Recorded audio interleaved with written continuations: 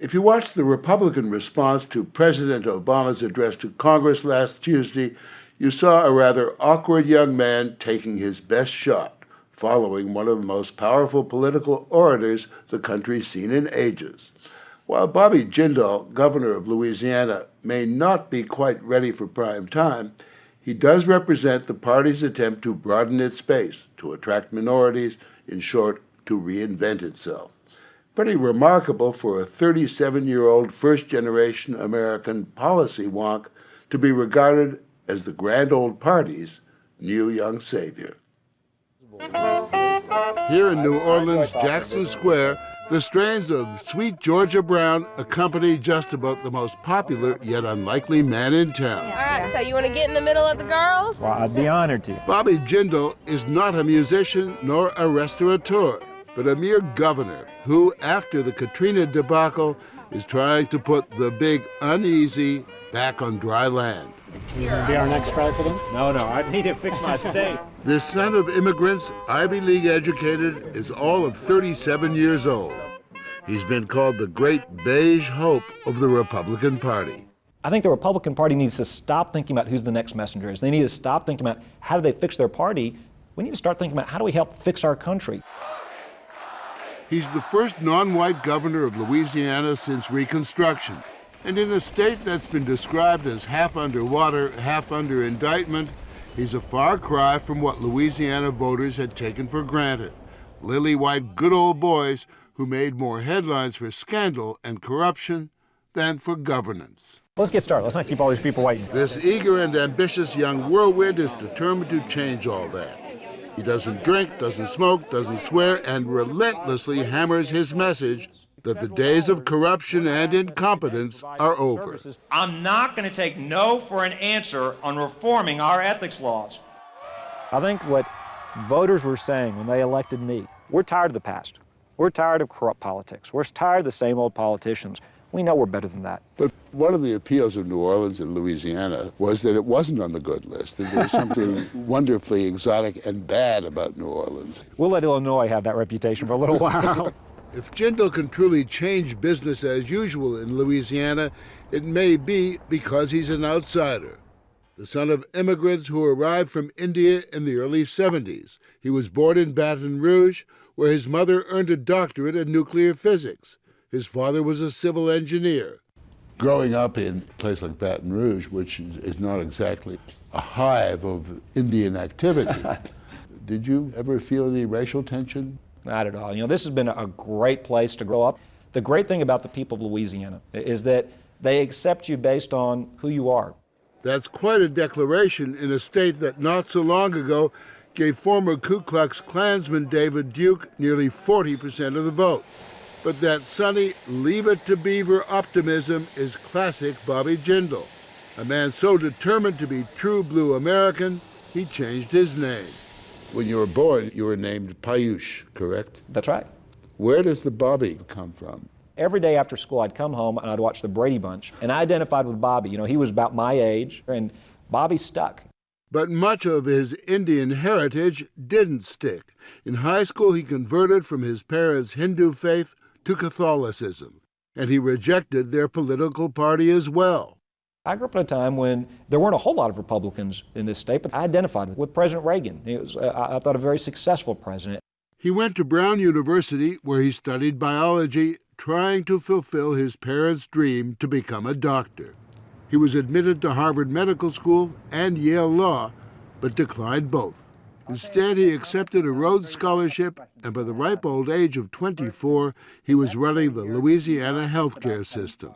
The editor of the New Orleans Times-Picayune, Jim Amos, took notice. Clearly an ambitious and very clever young man.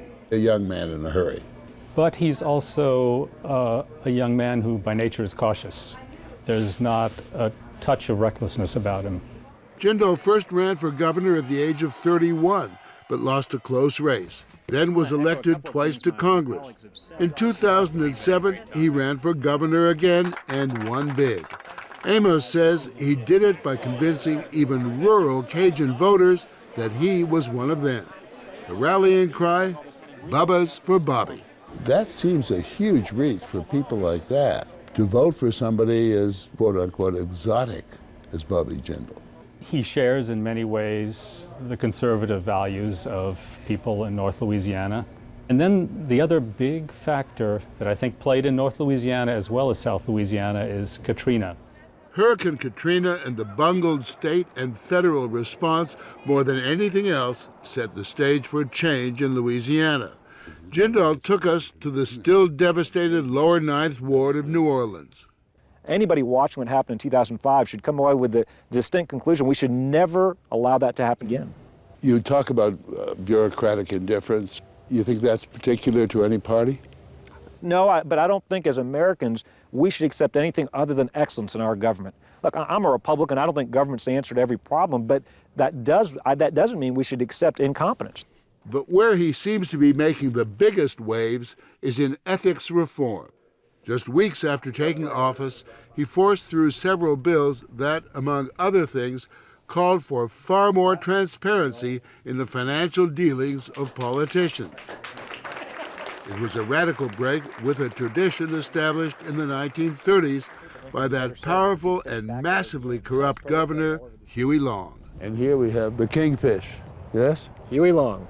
Long built the towering state capitol building as a monument to himself. More recently, Governor Edwin Edwards boasted that the only way he'd be voted out of office was to be caught in bed with a dead girl or a live boy. Do you have anything to hide? Oh, yes, but not in connection with this investigation. Edwards now resides in the Slammer, convicted of racketeering. Jindal says the nonstop party is finally over. Politics used to be fun here. I mean, caught with hookers, congressman with a freezer full of cash. Yeah. Is he just a little bit boring? One person's boring is another person's competent. And does he lack flamboyance? I mean, look what flamboyance got us. It's my hope to be the most boring, but hopefully one of the most effective governors in our state's history. Now, you're going to meet my wife. She says we got boring downright. Supriya Jindal rivals her husband in the brains department. She has an MBA and is one paper shy of a doctorate. But unlike her husband, she isn't so sure about that relentless political pursuit.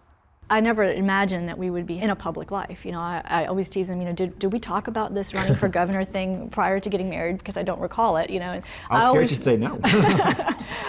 Despite her reluctance, they're quite the team in both matters political and familial. You both had quite a scare a couple of years ago when you were having your third child. And you went into labor in the middle of the night, and he ended up delivering the baby, correct? It's something that I never want to experience again. He did an incredible job, but I'm the kind of person that likes to be in the hospital.